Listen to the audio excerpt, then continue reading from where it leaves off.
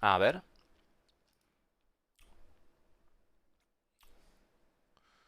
CitizenCon 2952 Digital Goodies Pack. Buenas, Tito. Es tiempo, una vez más, de celebrar todas las cosas de Star Citizen y, más importante, tú, la comunidad, quien hace todo este universo posible.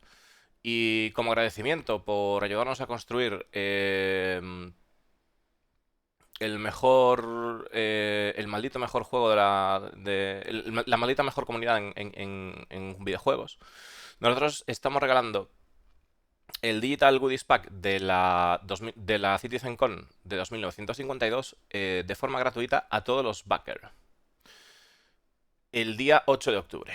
Nosotros empezaremos a distribuir los objetos listados debajo a vuestros hangares de la web el 8 de octubre. Y la distribución será en oleadas. Así que si no ves los objetos que se muestren, pues esperad que se mostrarán pronto. Nota, las armas y los sets estarán disponibles en el juego en la alfa 3.18. Digital Goodies Pack. Francis de Party Animal Plushie. El peluche del animal de fiesta, Francis. Traje de salto de frontera. O sea, le pone jumpsuit de frontera. Y lanzagranadas de Bering fronterizo. Bueno, pues esto es lo que nos van a dar en el Digital Goodies Pack de este año. Un lanzagranadas.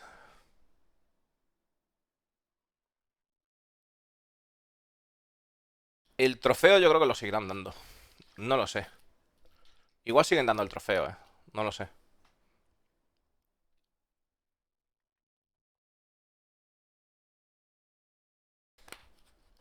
No lo sé, chicos. Ya veremos. Aparte de esto, hay más noticias. Y es que aquí nos comentan. Dice. Jake Capella dice. Buenas a todos. Nosotros queremos dar una rápida actualización en el estado actual de la 3.18. Pues nosotros estamos todos esperando la primera build de ser liberada de Bugatti. Hemos estado probando duramente con nuestros grupos internos de control de calidad a lo largo de nuestros estudios con grandes resultados. Un, un giro, bueno, un giro inesperado en bugs está siendo, se le está haciendo un seguimiento a un giro inesperado en bugs durante el comportamiento general del servidor. Nosotros estamos buscando el arreglar un par de bugs de network de bajo nivel descubiertos, causando inestabilidad en el servidor de juego, o sea, en la comunicación del servidor de juego y el Entity Graph. La comunicación del servidor de juego y el Entity Graph, esto es básico porque esto es lo que comunica la base de datos. ¿Vale? Cuando nosotros tengamos un objeto y tal, el servidor reconoce que nosotros tenemos ese objeto, luego el servidor mandará información al Entity Graph, en principio, ¿no? Lo cual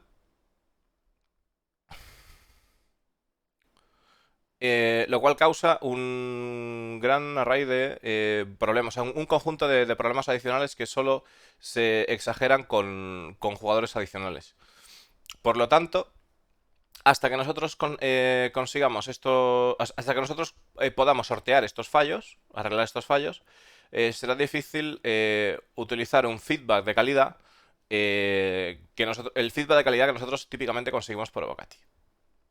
Nosotros apreciamos enormemente vuestra paciencia a medida que nosotros vamos a través de este proceso. El Precision Streaming es una empresa tecnológica enorme, es una aventura tecnológica enorme, y nosotros os agradecemos, bueno, pues vamos a ver, dice, la liberación de Bocati está siendo evaluada o sea, a diario, y nosotros actualizaremos una vez esté lista para el prime time, ¿no? Para su momento. Cuando esté en el momento, pues lo tal. O sea que todos los días están evaluando la posibilidad de poder sacar la build a Evocati. ¿Esto qué quiere decir? Bueno, pues quiere decirse que de momento no hay Evocati. De momento no hay Evocati, chavales. Yo, bueno, ya os comentaba anteriormente que ellos, o sea, porque decía, "Buah, seguro que sacan el martes o que la sacan el viernes pasado", porque yo creo que llevan intentando sacar Evocati desde la semana pasada por lo menos. Y si no pueden sacarlo es porque no tiene sentido que lo saquen, efectivamente, porque hay fallos que ya se encuentran a pequeña escala, ¿no? Ya se encuentran en el grupo en el que lo hacen a nivel interno, y no tiene sentido sacar eso para generar más mierda y no poder avanzar nada. O sea, es decir, el Evocati tiene que ser un beneficio para el desarrollo. Si sacar el Evocati no beneficia, es una pérdida de tiempo y recursos y de la paciencia de la gente que se dedica a hacer el Evocati, ¿no? Entonces, yo espero que... a ver si tenemos suerte hoy. Si pudieran sacar hoy la build, pero seguramente la saquen tarde, la de Bocati. O si no, pues a lo largo de estos días, ¿no? De aquí a la CitizenCon, pues ya veremos. ¿Cuál es la putada de esto? Bueno, pues que disminuye las probabilidades efectivamente de que salga el PTU de la 3.18, de la Wave 1, el día 8 de octubre. Con la CitizenCon. Supongo que algo nos comentarán sobre PTU. De todas maneras, no creo que el PTU pase del mes que viene. ¿Sí? O sea, en octubre, seguro, vamos a tener PTU de la 3.18. Hablo de PTU de oleada 1, por supuesto. O sea, veremos a ver qué es lo que consiguen resolver. Y hombre, ojalá efectivamente pues consigan liberar la PTU con la CitizenCon. Pero bueno, hay que entender que ya sabemos cómo va esto, ¿no? Que es un trabajo en proceso y vamos a mirar el Star Citizen Live y luego seguimos hablando Hi, de esto. everybody. Welcome to the last episode of Star Citizen Live from the void, from my home, hopefully forever, dear everything. I'm your host, Jared Huckabee. If you've never seen Star Citizen Live before, it's where we take about an hour out of the end of our week and we hang out, we chat. We ask some questions. We learn about our guests. We learn about their work. And this week's guest is a gentleman who's very near and dear to my heart. Probably has no idea how much so, but mostly I just like saying his name. Like I just walk around randomly and I just like saying his name. It's AI director Mr. Francesco Riccucci. Francesco, how you doing? Hi, all good, thanks. It's a really great pleasure to be here with you. I appreciate that. We'll see if you still feel the same way. Bueno, tenemos aquí al director de inteligencia artificial, Francesco Rogucci, y a ver qué nos cuenta porque puede ser interesante. Time you've been on the show, but this is the first time we're gonna dive deep into what makes Riccucci tick. The who, the what, the where, the why. Why, Riccucci? Why? Those are really, very deep questions. Let's see if I can answer. Yeah. For those of us who those of you anyway, who didn't see last week's show, we are in the CitizenCon pipeline. We are just 8 short days away from CitizenCon 2952 on Saturday, October 8th. Because of that and the big push towards 318 and PES and a bunch of people on Squadron like they've been for all years like this, we are relaxing. We are putting our feet up, and we're having a couple personal shows, a couple shows where we get to know some folks. If you remember the old Meet the Devs series from way back in 2015, something like that, but more longer form. If you have the big questions like when's this come out and when's that come out and why isn't this like this? Well, this probably isn't the show for you. So just Bueno, está comentando Discolando que debido a que, bueno, que el equipo está a fuego con lo que es la 318, la CitizenCon, también trabajando con el Escuadrón 42, que están haciendo este tipo de shows en plan más relajados, presentando a gente que trabaja, ¿no? Dando a conocer a gente que trabaja o hablando con gente que trabaja en Cloud Imperium Games, pero de forma más relajada en general. Watching right now who have no idea who the heck you are. So let's start there. Who are you and what do you do for Star Citizen? So I'm Francesco Roccucci, as you said. I'm the director in Cloud Imperium Games. I started in the company in 2015, it was February. So it's quite a while I'm here, and I'm basically responsible for all the high fidelity AI. So everything that you see, how they behave, what they do, what should do, which systems do we use, no, on the servers. This is what I'm responsible for, and with my team. Vale, aquí va el meme. O sea, dice que es el responsable de cómo se comporta la IA en el verso, esta persona.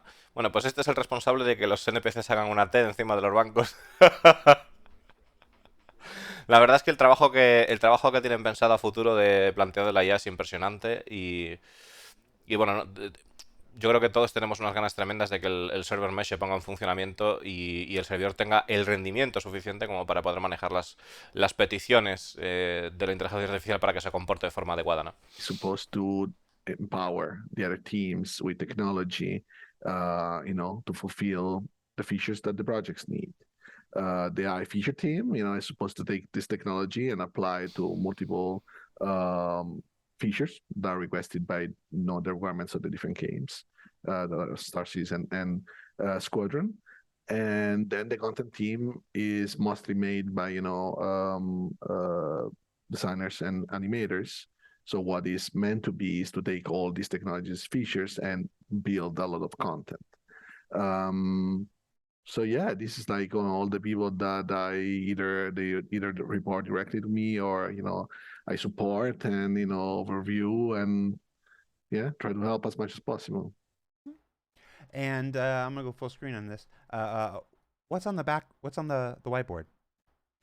So everybody's having fun of this whiteboard because I love writing on the whiteboard, right? So it's like there is a little bit of stuff that I used to explain things. So we have this room now, and we lots of people come, and we talk about stuff. I like to draw to help myself with drawing. So even when we do meetings right now, I try to move the board next to the camera, and then I draw stuff. So there is some usable stuff like use channel definition. We are trying to simplify a little bit some of the verbs we use in the actions that I can perform in the world so that we can unify a little bit better and make it a little bit more consistent, some of the things that we have. There's some high level explanation of subsumption data works and subsumption low level. Está comentando que la pizarra la utiliza para explicar a la gente lo que quiere, porque al final es el supervisor, ¿no? De alguna manera de todo el trabajo que se está haciendo con cómo se comportan los NPCs. Y tienen varias pizarras. Eso, por ejemplo, arriba dice que es como una explicación de cómo funciona el subsumption, la lógica del subsumption. Luego, pues abajo tiene como esquemas de comportamientos para ver que a la hora de agarrar, o sea, tratar de explicando entre ellos a nivel interno, ¿no? Porque está en una habitación que entiendo que es de la zona de los estudios. Y bueno, no estoy seguro si es de la zona de los estudios, pero bueno, que dice que sí, porque tiene una habitación, dice, tienen una habitación en la que pasa gente, o sea, que entiendo que sí que está en el estudio. Y dice pues que a través de la pizarra también como que es más fácil explicar las acciones que tiene que hacer un NPC o cómo tiene que aproximarse un NPC a cierto objeto o reaccionar con algo para poder, pues eso, para que sea fluido, para que tenga sentido, tal, ¿no? Que al final es una herramienta para explicar, coño, que me estoy enrollando yo. So we can talk for the next hour. So when I basically joined the company, right, Tony had this speech for this architecture of AI, where there is a little bit of separation between what we want to do at high fidelity, what we want to do in a simulation state, and so on and so on. And subsumption is the name he gave to this architecture. What actually turns in reality to be is a combination of stuff. When we say subsumption, I think it's always like very, very broad because it contains both something that in regular AI development you would call, for example, behavior trees or activities or behaviors from the actor perspective, the AI agents, and then we also include stuff like missions logic.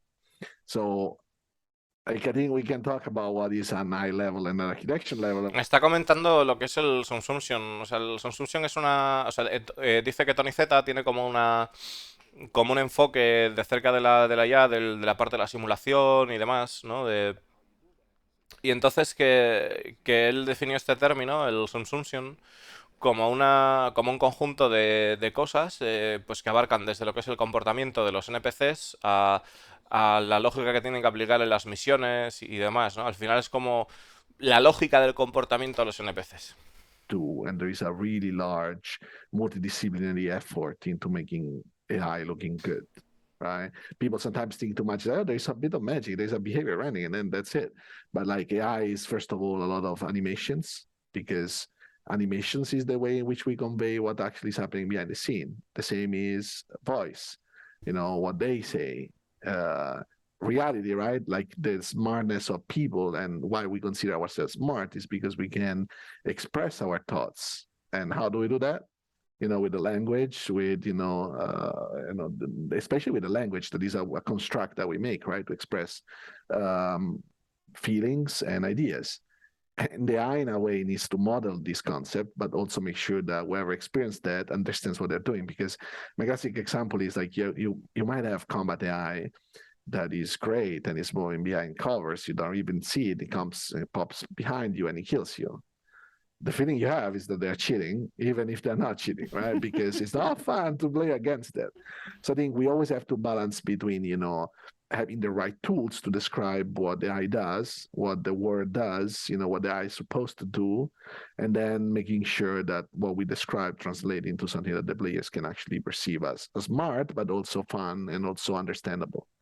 Right, so Están comentando de que a la hora de diseñar una inteligencia artificial, ellos podrían hacer la inteligencia artificial perfecta, que de repente pues se pusiera por atrás y te matara y que sería prácticamente hacer trampas, ¿no? Porque es una IA y lo hacería todo perfecto. Entonces, como que también tienen que balancear lo que es el tema de la inteligencia artificial y no pasarse en eso. O sea, o sea, de alguna manera dice la inteligencia artificial comienza con lo que es el comportamiento, la animación, con la animación, la forma de hablar, porque a la hora de hablar eso expresa pues la inteligencia que tiene el ser humano, porque de alguna manera mediante el vocabulario pues nosotros expresamos los sentimientos o desarrollamos cosas.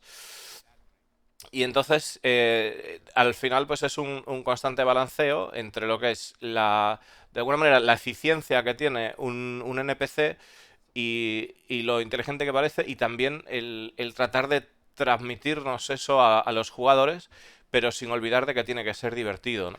O sea, tiene que ser divertido para nosotros el jugarlo, no que la IA sea un monstruo. guy that is, in this suit, or do we read that data, right? Stuff that is more like the cheats for me are more things that simplify the CPU usage, right? And they need to you cheat compared to how the real world senses might function, but not in terms of what you should know about the world, right? What you know about the world should always be fair for the players, Yeah. and then of course, Yeah.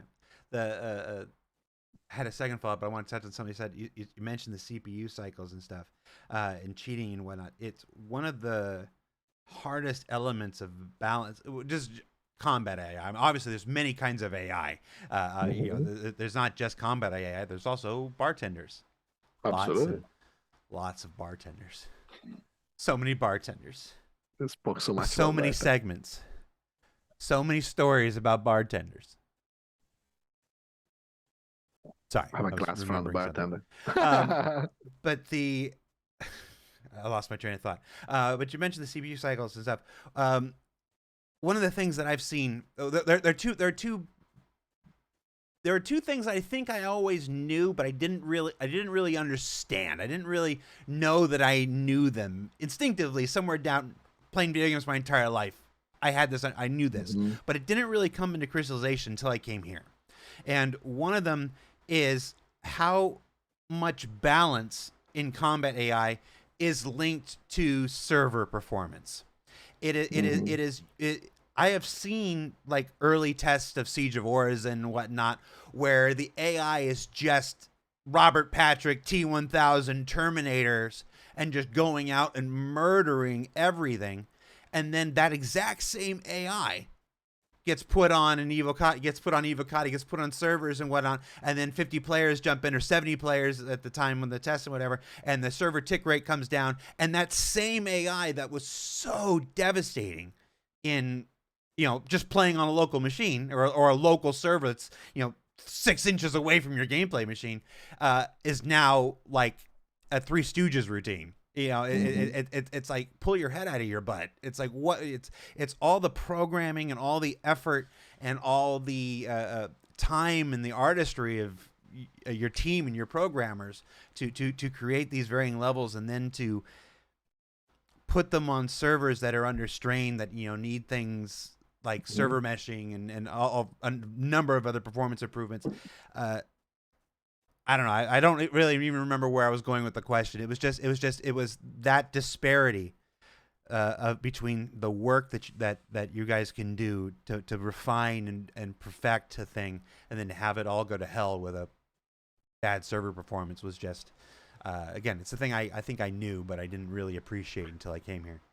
Yeah, I think basically well, our game is particularly unique on some of these things, right? For different reasons. One is I think right now in the last week. Claro, Discolando estaba comentando que hasta que llegó a empaparse y hasta que llegó lo que es a Cloud Imperium Games no se dio cuenta, no empezó a apreciar, ¿no? Realmente de lo que es el tema de la forma en la que se diseñaba la IA, el comportamiento de la IA y luego el resultado que tenía la IA en un servidor con baja frecuencia de actualización, bajo refresco, debido a que los servidores sabéis que están petados hasta que salga la tecnología del server mesh.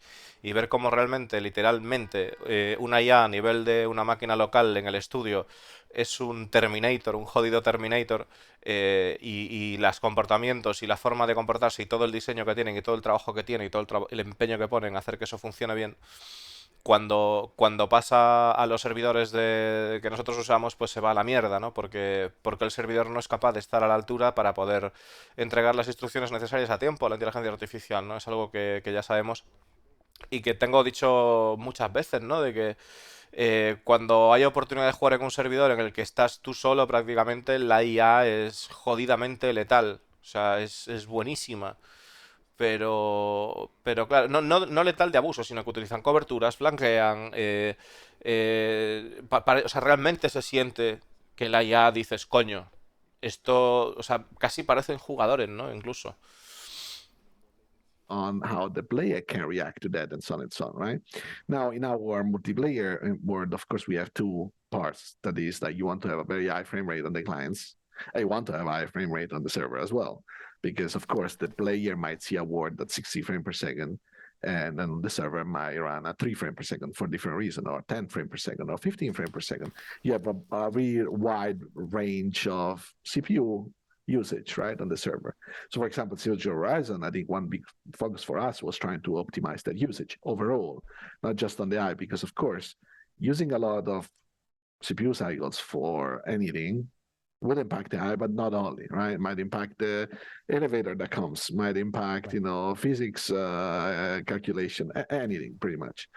On the eye side, right, once we have games, previous company I worked on, games that I worked on, we had like very single player games. Usually you have a very strong control on how many characters you want to enable, right? So maybe you have 20 enemies active at the same time, and those use certain things. Siege of Horizon, we had peaks of 2000, right? And it's like 2000 NPCs are not that simple. Like 2000 NPC that might fight players, not just like background NPCs or stuff like this, right? Yeah. Now, can you be smarter on that side? Absolutely. Is it something we want to support long run? That's sometimes the question we need to answer. Like, are we expecting to have one server with 5,000 NPC active at the same time? As you mentioned, we are working towards server mesh. So then the decision comes toward. Lo que acaba de soltar, chavales. Hablando de lo que se quiere, vamos, de lo que quiere Chris Roberts, en plan de... a la hora de diseñarla ya y demás, he trabajado en otras compañías donde hay 20 NPCs, tal, no sé qué, tal. Y aquí, pues el planteamiento es... tenemos, o sea, la expectativa de que va a haber 5.000 NPCs en una batalla y dices, sí, con el server mesh, claro, por supuesto. 5.000 NPCs. Except that, unfortunately, we are not there yet with the type of experience. Or no, I want to invest, 2 months trying to be smart. Like one good thing actually that we discovered, right, was the vision calculation, right? Because on a really high. 5.000 jodidos NPCs en una batalla, chavales. Es una locura. on different ways that you can consider it either a frequency of update. That means you want to update somebody every second if it's close, or every half second if it's close, and different frequency if they are far. But then or in the amount of ticks, you can decide, right? So we had like something exposed also from, our core systems. I could say like, I want to update every 30 updates, but 30 updates on 3 frames per second is different than 30 updates at 30 frames per second. So we switch a lot to frequency. But even in that case, even frequency means that if you want to do, an update two updates every second for 100 NPC that are around you, right? It's a lot of updates in that frame. That means that if you have already a frame that is low, it would be just lower and lower, right? Yeah. So I think it's a lot of balancing there. Yeah. You said 2,000 NPCs. That's spawned throughout the entire server and stuff. In the early versions of Siege, in the first versions of Siege of Origin that I saw, and everything, the event alone was spawning 700 to 800 NPCs. Yes. And that was one of the great things about that event. It wasn't just designed to create new content for the players. It was designed to push to push on all the seams of Star Citizen and Absolutely. to see where we can get. We got the. Claro, está refiriéndose, efectivamente, está refiriéndose a 200, a 2000 NPCs por servidor, y dice que dice que al principio, cuando querían empujar, que lanzaban como 700, 800 NPCs en lo que es el evento, y ahora son entre 400, 500, dice Discolando, que son entre 400, 500 NPCs en el asedio de Horizon solamente. And there are other NPC or other missions, right, that can still run on the same server. So it's a lot. At least I'm getting faster at catching them. Claro, está hablando de que, claro, de que tratar de querer que esos 2000 NPCs se actualicen con el tema de cómo están los servidores ahora, pues es una locura, ¿no? O sea, al final.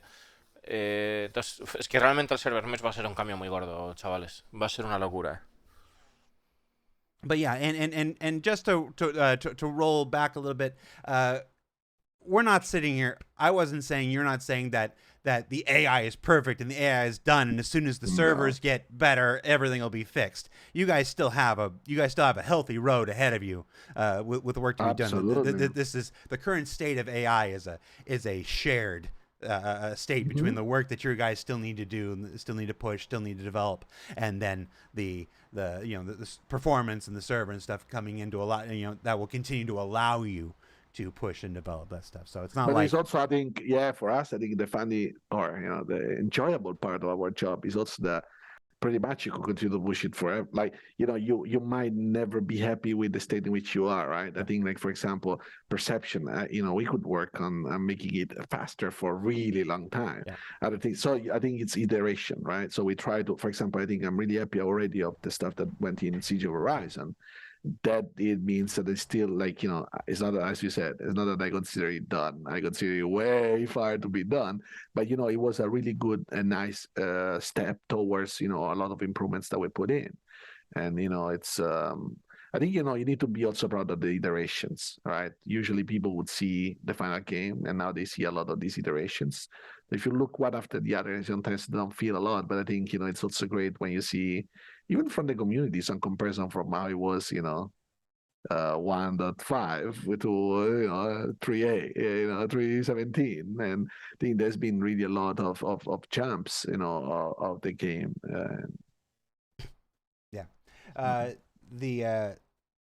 Sorry, somebody in the chat said every time Jared swears the Starliner gets pushed back a year, and my brain went no, and I got distracted. The other big surprise, something you said touched on this for me, was how much of AI is animation driven. Like how much of a believable and authentic AI, an immersive AI, an AI that doesn't just stand out and look like trash, is based in its animations and its ability to quickly and dynamically pick between a huge array of animations and then blend them as seamlessly as possible. You mentioned this earlier. Talk to me about talk to me. How important is animation in AI, and do you and Steve Bender just hate each other yet, or... No, me and Steve are great because I think we also used to work together. I mean, in Crisis we worked together already, Crisis 3, and animation is like a fundamental part. Like again, like animation and communication, like dialogues, like those are what really makes AI standing out. I mean, for me, like right, there's a lot of example of good AI. One classic one is of course Fear, where if you think about how they implement it, it's not even like the technology itself doesn't have to be rocket science sometimes to give you the feeling that those things are very smart, right? There was a lot of really smart crafting of the environment, or really smart, setup of the level designers. So this is why I was saying like the AI is the product of the collaboration of lots of departments. And to make it look good and make it look believable, I think, what we work a lot with Steve, for example, is that he is the person in charge of all this look. So whenever we do, previews, and we always work on iteration and white box phases and keyframe animation, where they first need to, what we work a lot is try to iterate through the gameplay, because one. Nada, están. Antes estaba comentando, antes de esta pregunta que le han hecho, de o sea, cuánta parte de la IA tiene que ver con animación, ¿no? Esa es la pregunta que le están haciendo. Pero antes estaba comentando, antes de esto, de que efectivamente a la hora de... O sea, a la hora de su trabajo, que su trabajo es muy interesante porque nunca llegas a un punto en el que estás satisfecho, no, hablando un poco del tema de los servidores y todo demás, pero a pesar de los servidores del estado de la inteligencia artificial, y estaba comentando el tema del asedio de Horizon, de que están muy contentos o sea, están contentos con la cantidad de mejoras y la cantidad de cosas que han metido nuevas al comportamiento de la IA, sobre todo por parte de lo que es la percepción, de que los NPCs se den cuenta de que hay un algo que hay que atacar, ¿no? Pero también comenta que están muy, muy, muy lejos de estar contentos, y que a medida que van sacando parches, que le gusta ver cómo los jugadores pues son capaces de cada vez ver más y más mejoras en la IA y poder disfrutarlas, ¿no?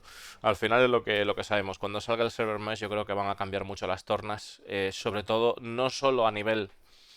eh, o sea, ahora con la inteligencia artificial pasa una cosa que es clara, ¿no? Es obvia. O sea, no tiene sentido que un Gladius sea capaz de cargarse una Hammerhead sin asistencia, ¿no? Eso es algo que pasa ahora. Incluso te puedes cargar una Hammerhead con una Aurora. Es ridículo, ¿no? Y eso pues en parte es porque la IA no está trabajando como tiene que trabajar. Ya no solo a pie, ¿no? Sino también en caso de naves. Cuando los servidores van bien, de repente descubrimos cómo la IA pues es una bestia, y olvídate de hacer una Hammerhead tú solo, ¿no?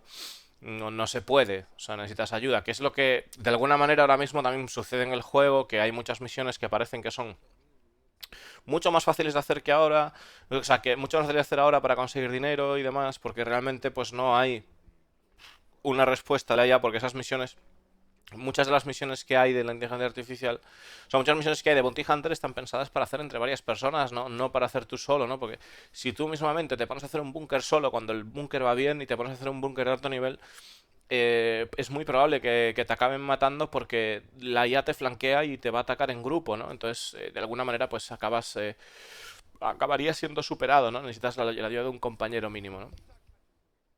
Y luego pues estaba comentando el tema de la pregunta de cuánta animación. Dice que la IA pues es un conjunto de varias cosas, los que hay que trabajar en conjunto pues efectivamente pues con la gente que hace las animaciones para que sea creíble, pero muchas otras cosas, ¿no? Que al final es un conjunto de varias especialidades, ¿no? De la industria, por así decirlo, y que se transforman pues eso en una IA creíble. This thing, and eventually, been lucky enough to manage to get it. Of course, it's not just luck; it's a lot of effort you need to put, and a lot of energy, blood, and tear. But you also in life you always need to be like to find yourself in the right position, in the right moment. But basically, I think like when my dad bought Commodore 64, basically, right? Nice. Well, I think it started a little bit earlier. Like I was at my cousin place, and he had like a video back. There was kind of a Philips, very popular in Italy at that time, a little console, and that is where I still remember what he said. I was probably 4, but I still remember nowadays that feeling of looking at the screen and having this job that was moving stuff on the screen. I was like, wow, this is fantastic, right? And then my cousin got a Commodore 64. I got a Commodore 64, and I started to program, and I just started to mimic him pretty much because I loved it to do that. And yeah, this is where I started to program. Right, that was probably 7. Yep. And at that moment, there was no real, like in Italy, especially, it was not so much about artificial intelligence per se. But, for me, like there were people talking about it, right? But there was no computer science, No. studies. It was like electronic engineer. So for me, I was always saying like, I want to study to become, an electronic engineer and do video games, right?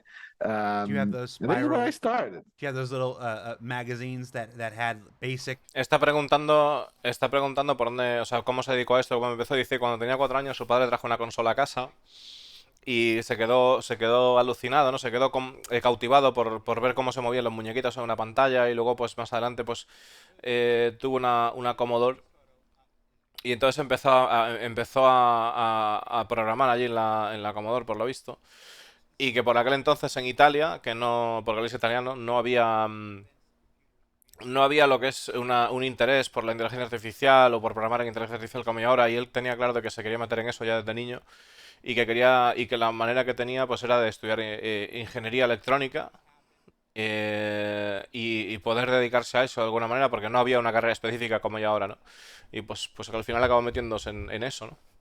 Y que dice Discolando, sí, por aquella época había revistas que podías mirar y tal y todo eso. Dice, sí, sí, efectivamente había revistas, publicaciones de revistas que te ibas informando de eso, ¿no? Computer science engineering in Italy, like you have this a little bit of difference between pure computer science that is part of the science flow, let's say, where you have mathematics, physics, and then you have engineering informatics, that is like, yeah, the computer science part of engineering. So I did that one because there was more specialization about artificial intelligence. That is what I wanted to do already at the time. And I had the opportunity to basically, when I started to do my master thesis in Rome and La Sapienza, to also have really good mentors. One is also here working with us, is Andrea. They taught me a lot about, coding about C++. And in that lab, we were doing a lot of robotics as well. And, with our professor, we did really, it was really exciting, right? And, there was 2 main, classes at that time. That was also with Andrea. It was like, the assistant of the teacher at that time. And we You were say doing, learning and you and Andreas go all the way back to high school? yeah, absolutely from university, Okay, okay. university time. Yeah, Still university time. impressive, but Yeah. It's quite a long time. And I think like, he has a super strong background on lots of stuff. This is why, I'm super happy to have him on board because like his skills and knowledge about, AI, not just about, what we do, but even things that we might want to do in the future, right? And more research topics as well. But yeah, basically we did like a lot of classes. Tengo que mirar quién es el Andrea este, porque dice que es un compañero que está trabajando con él en Cloud Imperium Games, que hace mucho pues fue a la universidad allá en Italia y todo eso, y incluso pues empezaron a programar en C++ y hicieron algo de robótica, y que lo valora mucho y que está muy contento de tenerla a bordo, porque por lo visto pues es una persona que incluso pues no solo tiene los conocimientos de lo que están haciendo ahora, sino también las capacidades de ver lo que quieren trabajar en el futuro. Still pretty interesting, and I started there, with C++ code, so it was something that I still wanted to do. And then after my first week there, I basically got an offer I got an interview with EA for an internship here in Germany, a country that I pretty much didn't know anything about, at that time. But my wife, at that time girlfriend, she was studying US for 6 months in New York City. So she was doing like her thesis in the Columbia University. And at that time I was like, it kind of seems like it's a good opportunity. It's like, we're far anyway. I can do 6 months as internship in Germany, and then, we both come back to Italy and I find a game company in Italy. and I was working in EA Phenomic.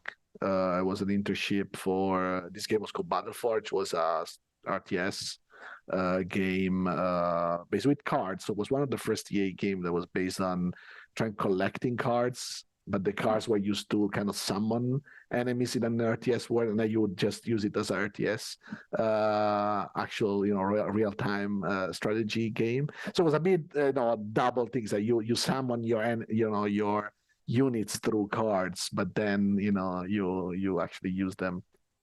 And after that, I basically moved to Crytek. I got an offer from Crytek. I started to work for the engine licensing, so I was hired as an AI engineer for the engine licensing. But I think the good thing there was also that the team was. Bueno, el pavo es un bicho de cuidado. O sea, dice que nada, que su novia estaba haciendo una tesis en Nueva York durante 6 meses por aquel entonces y dijeron que era buena idea, pues bueno, pues de irse a Alemania y hacer otra cosa y tal. Y empezó a trabajar para Battleforge y hizo o sea, y estuvo participando en la creación de un juego de estrategia en tiempo real, un RTS, donde tenías unos vehículos allí que spawneaban vehículos y tal, y luego se fue para Crytek. Is like he's been one of my major mentor, in Crytek as well. And Marco knows who I am because he runs. Marco He knows turns who- around and goes the Ha other. comentado también el detalle de lo que estaban haciendo en el RTS, que era uno de los primeros que podía hacer eso, creo que sacar soldados de los vehículos y demás. O sea. I do, recognize like that the big chunk of my knowledge comes also from learning about other systems, because I think having the larger overview how things work, I think is really powerful sometimes. And despite the beginning was like, but I want to do this other thing, it's like, now I need to fix all this other stuff. But it was really powerful in terms of knowledge, right? And this I think is very classic in the career where you start as a junior or as an intern, right? Sometimes you're like, oh, but I need to really fix this bug, and you don't really. Similar to when you study, you say, why do I need to study a dot product? When is this gonna ever be useful, right? And then you say, oh, that's where I was gonna be useful, right?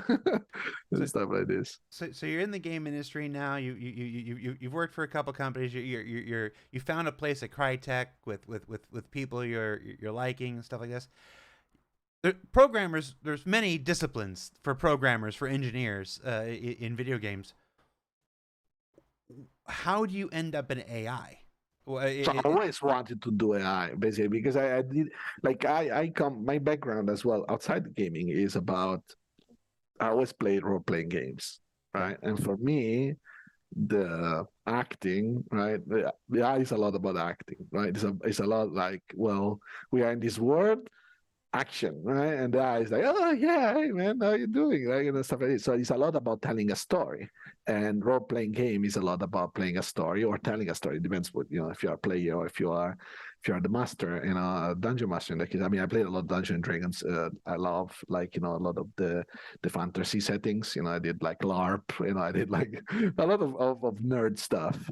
That I loved it. And I still want, these are my fondest memory, and I started playing role-playing games. Actually, this is the funny connection with Germany. So my first role-playing game I played was The Dark Eye. That is a very popular German game because it's a bit simpler than D&D, and in Italy it was getting a bit more popular at that time. And I was probably 9, 10, I was at elementary school. With my best friends. And my best friends also had really a nice shared. Claro, están preguntando, pero en Crytek, o sea, con un industria de videojuego hay muchas cosas que hacer. O sea, ¿por qué la inteligencia artificial? Dice, siempre quise hacer esto de la inteligencia artificial. Y viene también por el tema de. Está relacionándolo con el tema de los juegos de rol, ¿no? Que siempre le gustó el tema ese de actuar y de acción y que de repente llegara un NPC y decía, hola, ¿qué tal? No sé qué, sé qué cuánto, ¿no? Dice que le molaba ese rollo.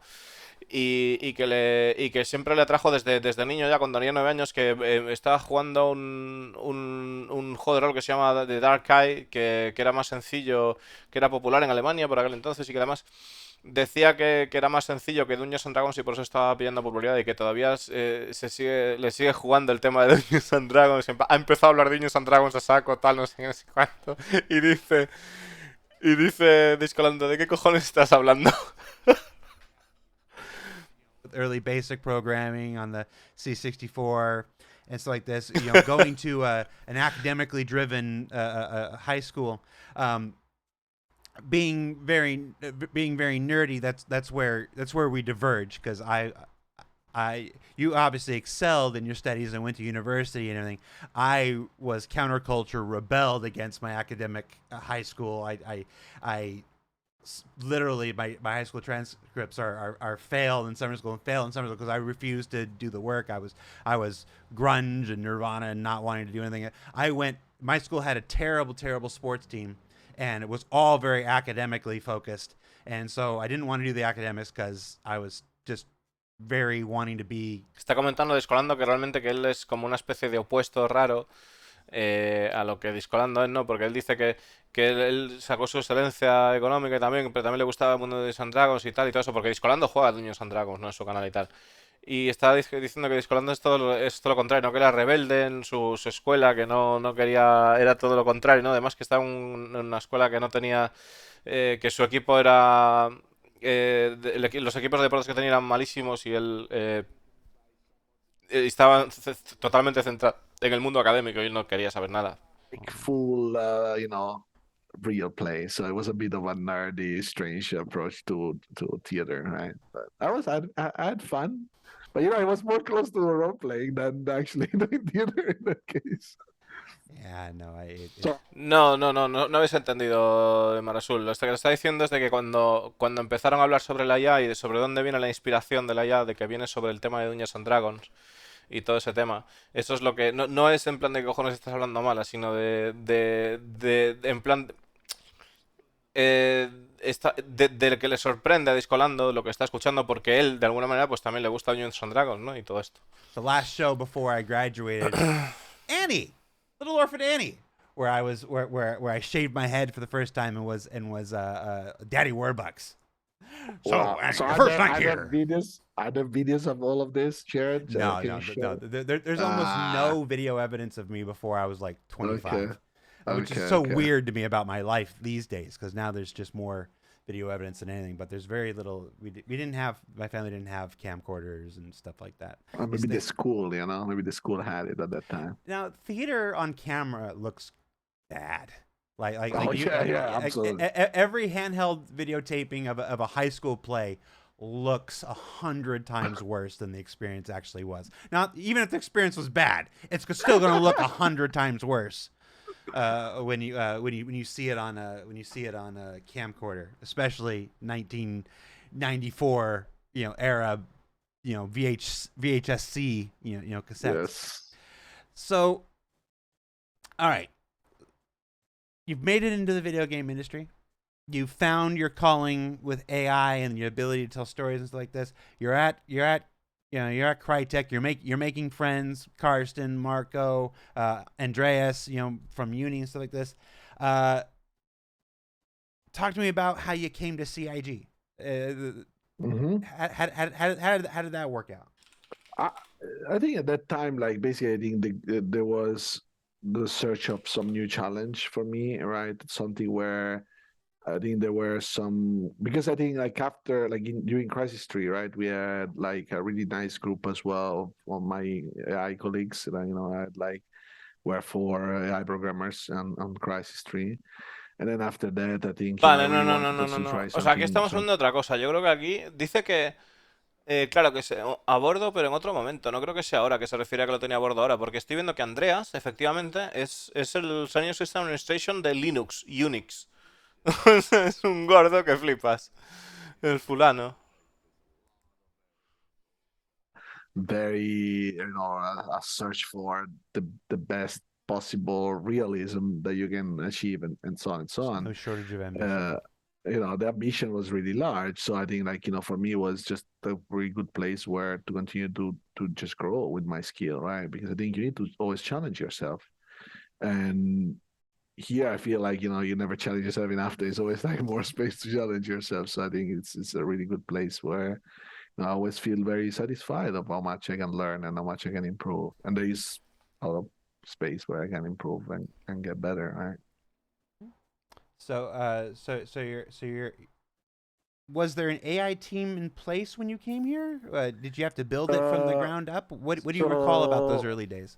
So when I joined, I think a lot of the AI was taken care through our middleware at that time that we're using, when we're using Kythera as a middleware. Right. Kythera. Uh, Oh, wow. yeah, I remember. but then I think we moved into deciding that we wanted to have more in-house development, right? So yes, then I built a team pretty much from scratch, where Maris and Andrea have been the two first team members, Mm. on the tech side, and Janine was our producer since pretty much the beginning.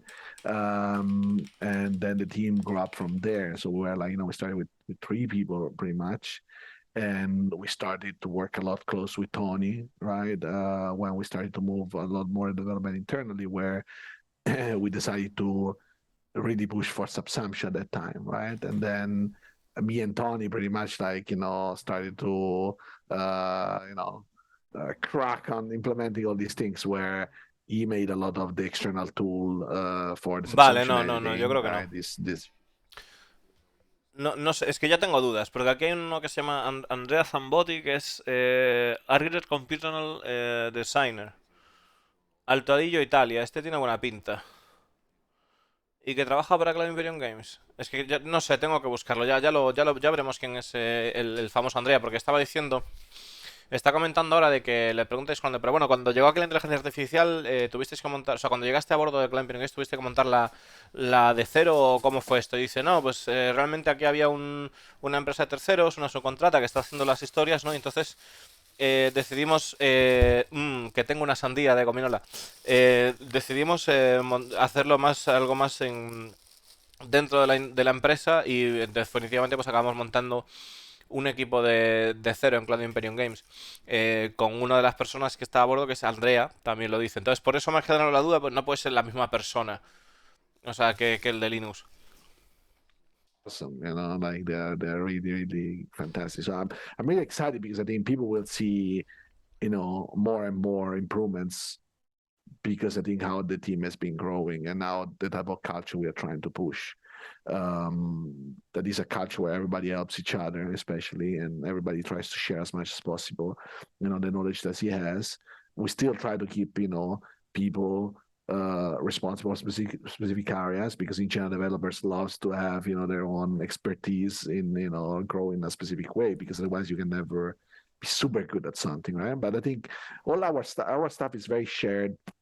He pushes for knowledge sharing, but also sharing, the usage of the system, so that everybody, the more you use it, right, and the more people feel responsible to work on common stuff.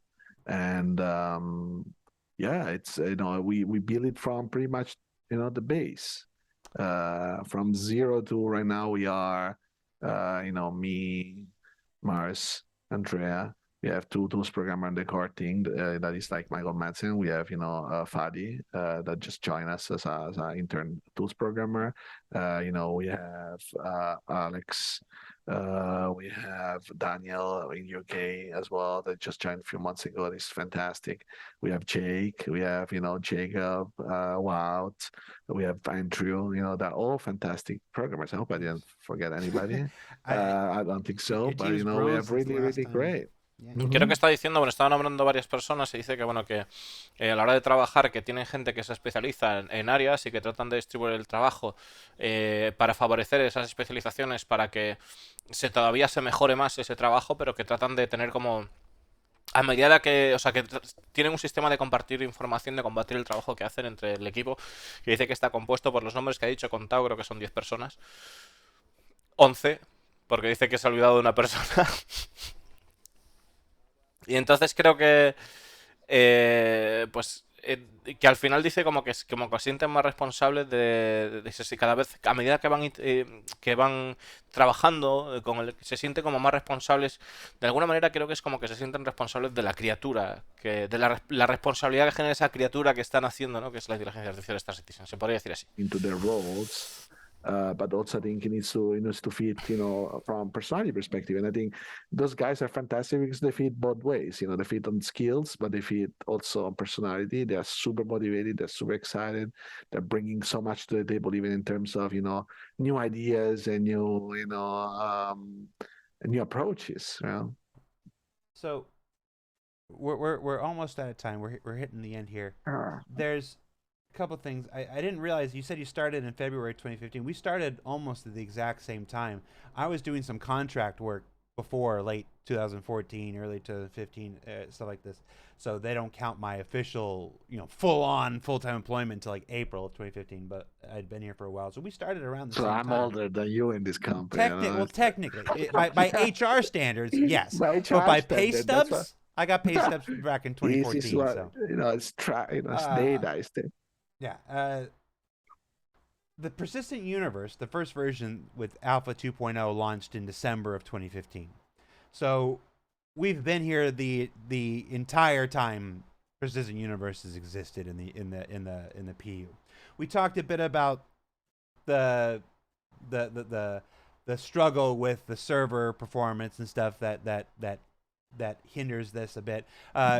Obviously, with the development of subsumption, delayed a lot of things. We had to develop the system before we could start building AIs on top of it. Stuff. The split focus between Squadron 42 and PU has to play some some factor in this. This is my very long-winded way of saying that the AI in the persistent universe is I don't think it's we're not telling any tales out of school. It's not where anybody wants it to be. absolutely. I mean, It's definitely not where I wanted to be. nobody would believe us if we tried to sit here and be like, "Oh yeah, that's it's great. Just, we're almost there and whatever." That's a simple thing, but Está comentando Discolando que. Muchas gracias, Senor, por ese regalo de subs. Está comentando Discolando que el tema de la IA, que no es ningún secreto que la IA ahora mismo no está en donde tiene que estar en el universo persistente. party line, forget to take off the CIG badge, whatnot. Talk to me as Rakuchi. Talk to me as the Rakuchi. price How do I you know. think it's doing? I have more, insight on the low level technical thing. I think like what we spend a lot of time on this one, and I think we're spending a lot of time on making sure that some of the things, because AI doesn't grow in a linear way. I think most of What the does AI, in game development? that's true. That's true. I'm sorry. Like Continue. it's the classic 80%. You do 80%, and then 20% takes 80% of the time, right? The last 20%. But I think we are still at the point where I think not everything we do is actually visible there. Not everything is yet live, right? Not yet everything is yet there, because maybe you have some behaviors that require some setup, and that setup is not yet there. Or maybe there are some things that we're doing for Squadron that we are not yet, in PU. And there are lots of those improvements. Or maybe there are things that are related to the server mesh. I think AI is in a way is a little bit an unlucky child of development, because it doesn't come up together until the end in a way, right? But so I think if you would, whatever game you develop, right, unless it's a sequel of something, you have a very rough experience during the development, right? That is because of animation missing, because system missing, and so on and so on. We are a bit in the middle, where we have like a little bit of animation missing, a little bit of system missing, a bit of optimization missing, and you experience all of this. So I think like the way I see it, right, is like, for example, we still have a lot of behaviors, for example, in PO running, that we want to replace, and we are, and it depends on the resources you have allocated to drive that or something else, right? So I'm personally seeing a lot of improvements, right, and I'm really not necessarily frustrated, but also a little bit sad that people need still to experience some of the bugs and the problems that we have, right? I'm not happy about that, but I think sometimes you cannot immediately see why you need to live with something, right? I think people would be happy anyway when this is out, right? And I think there is a little bit of pain that you need to endure. Now, of course, there can be a discussion that is this too long? No, not too long. Should it be less? But this is hard to say with abstraction. I think it's always, I'm coming from a scientific background. For me, everything is based on data, right? If you don't have the data, it's really hard to decide, like, is this a good decision or is a bad decision? You need to always balance it. but for me, of course, like I would like to have at least everything, people experiencing, what at least at the level in which the servers are when they're fresh and you have a good experience, right? Because I think majority of the players also are starting to enjoy that type of experience, despite a lot of the things still missing. But for example, stuff like, once we release the reinforcement, right, you see a little bit of things that we are doing that is raising PU. And I think, yes, you have to just the regular fixing as any development has. The fortunately is that, when you release in our environment, you didn't have that 6-8 months of only bug fixing that usually a development has, of something that is locked, because we are really impacted by a lot of the change that happens, because let's say, persistent streaming, you come in and that one in a way or another impacts it. Claro, está comentando de que a la hora de trabajar con la IA, muchas de las cosas que... O sea, que realmente que la IA no está... O sea, le falta de aquí, le falta de allá, le falta de varios lados. O sea, la IA no está completa para nada, la inteligencia artificial. Y luego además dice que en un desarrollo normal nosotros pues podemos esperar de... O sea, es que en Star Citizen, por la forma en la que se desarrolla, que normalmente cuando ellos sacan una IA, pues se espera que en el mundo de la industria eso tenga de 6 a 8 meses de corrección de errores, cosa que aquí pues se pone ya en caliente y se prueba y se va corrigiendo en base al feedback que damos nosotros, no eso lo sabemos. Estaba comentando el hecho de pues que sí que se pueden ir viendo cosas con el tema de la IA, de cómo se comporta a la hora de hacer el despliegue y demás, que si realmente los jugadores tenemos la oportunidad de estar en un servidor fresco, es decir, un servidor que se acaba de cargar, fresco, y que pues eso, que al final pues que vaya bien de frame rate, que podremos ver esas mejoras, ¿no? O sea, al final es esperar un poco al server mesh también. It's not, it's definitely not at the point where I'm yet proud of what we have there, right? But I'm proud of what we are doing, and I know that what we are doing is the right thing, the right direction. And I hope, like, of course, that my goal is to make people experience it as soon as possible, right? These type of things. Yeah. I I I suffer from catchphrase syndrome. I have certain sayings I really like. The only constant in game development being change. Probably my favorite. My second favorite, but I don't use it very often. Is it's the last 90%. The last 10% that takes 90% of the time. You said Yeah. You said 20% that takes 80% 20% of the takes time. 80%, There's always a yeah. variation, but Yeah. it's still a very famous phrase throughout all game development. It's like, yeah, it's that last part that takes most of the part. You also said something about how it can get easier when you make sequels and whatnot. I don't want to throw any shade out there to, or give validation to internet rumors, because internet rumors are worth every cent you pay for them, which is nothing. But the numbers that we're hearing out there for like Grand Theft Auto 6, for the time that's been in the money, it's like I the specifics aren't important. The message is that this process is hard, even when you're doing the sixth mainline iteration of a game, which is actually like the 9th or 10th in your entire in your entire franchise, and the company's existed for 20-30 years at this point. It's just, there's no part of this. If you're trying to do something that nobody's ever done before, there is no instruction manual. There is no time estimate that makes any sense. Sometimes I think, like, even with the best intention, sometimes you might take a wrong direction, right? And you need to also not be afraid of accepting that. Claro, dice además una cosa, está diciendo una cosa muy importante el tío, que dice que aunque tú creas que estás haciéndolo bien, puede que estés tomando la decisión equivocada y no puedes temer a equivocarte, ¿no? Porque están... o sea, es lógico que se vayan a hacer errores de alguna manera, es normal, ¿no? Porque dice que además en Star Citizen comentáis colando que por mucho que tal, o sea, que lo que están haciendo en la inteligencia artificial, que es bestia, es duro, realmente es una parte muy dura del trabajo o sea, difícil, ¿no? Difícil, no dura, sino difícil. Es difícil de hacer, sobre todo porque están haciendo algo pionero que no está, o sea, no lo están haciendo en base a ningún manual. No existe manual para la forma en la que están trabajando con la inteligencia artificial, ¿no? Bueno, y el Star Citizen en general. We'd have to do a 24-hour news channel in order to cover most of it. That is a natural part of game development, and it's we try to show as much of that as possible, expose as much of that as possible, without undermining confidence in the thing. But even a lot of other industries do that, and you Yes. just don't see it, right? I think there is a lot of failures in, I don't know, drug research, right, for medical, things, and there is a lot of failures in, I don't know, engineering, like spaceship engineering research, right? It's not that they get it right always the first time. Look at, so it's just like normal, and I think for us it's just very visible. That is really cool. I think for people that that are interested even in that. So we're just about out of time now, Fran. I think we've had a really nice, a really honest, a really open conversation. It's the kinds I really enjoy. And this place lets me get away with it because I love where I work. But that said, give folks some hope here. I'm not saying this is, don't give them a date.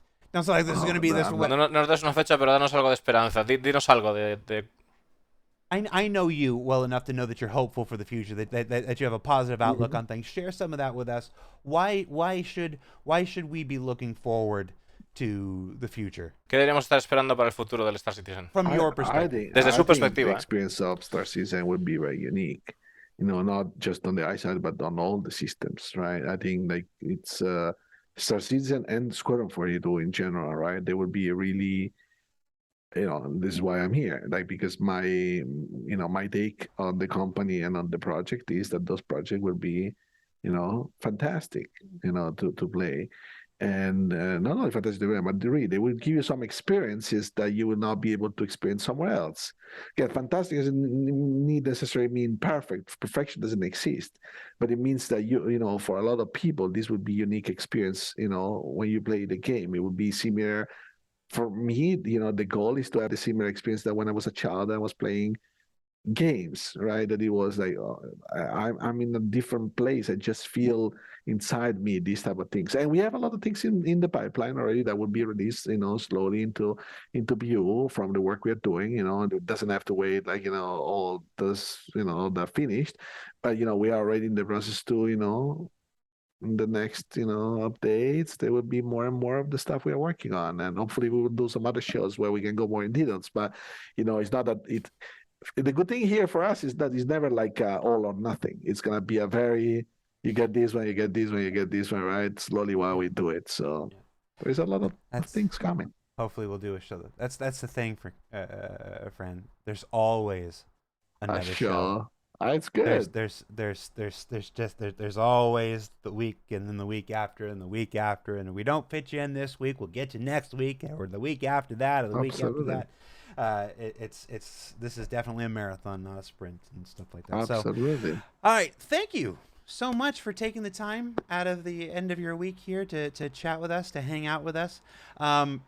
Folks watching at home, this is the end of the quarter. It's the end of our quarter 3 for Star Citizen, the summer quarter for our video content. We're taking our little break now. We've got CitizenCon coming next week, which is on October 8th at 8 a.m. Pacific, 3 p.m. UTC. That's gonna kick off our new quarter 4 of content, and the journey to 4.0, and a whole host of other things you're gonna have to tune in to find out.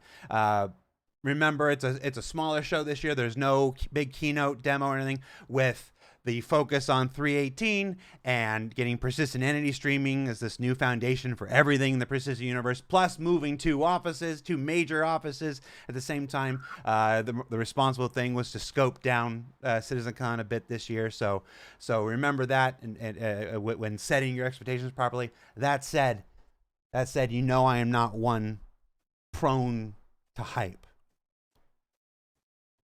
There's some of the stuff in my 8 years here, there's some of the most exciting developments that have come to the persistent universe yet in next week's show. So it's not going to be one you want to miss. Check it out. CitizenCon, October 8th, 8 a.m. Pacific, 3 p.m. UTC. If I'm saying it, you can take it to the bank. Check it out. Yeah, that's it. I forgot how to end the show. I got so caught up in the CitizenCon stuff, I forgot how to end the show. What do I usually say? I don't have an. We're just gonna hit the thing and just turn it to black. We'll just turn it to black. Just pretend the show ended, and that I said something really slick to end the show. That was really good. Ah, Yeah, the what did we learn this week? That's for the other show. I don't have a sign off for this one. Maybe I need one.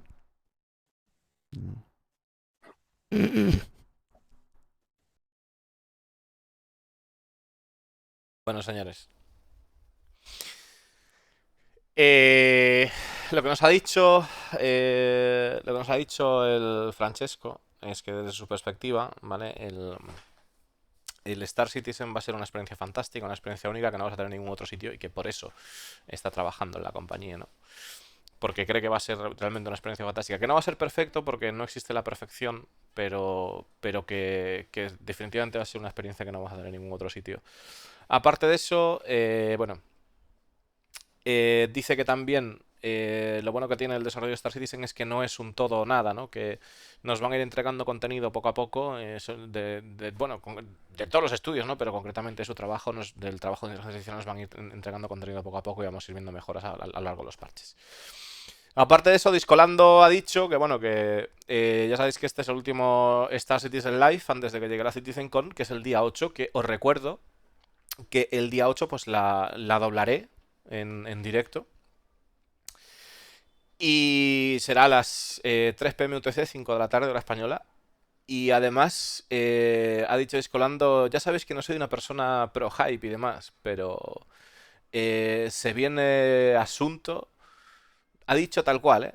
Palabras textuales, se viene asunto que va a tener un gran impacto en el desarrollo de Star Citizen. Y ahí lo ha dicho.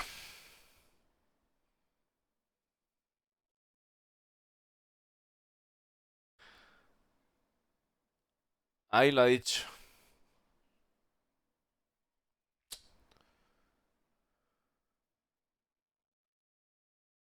Yo lo que vi el año pasado, a mí me gustó Zorro.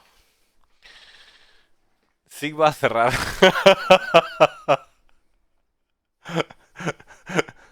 Vaya tela, tío.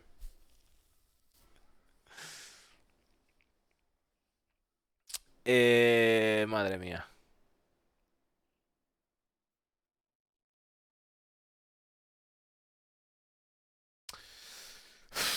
Madre mía, chavales. Lo que se viene y ya está. Y nada,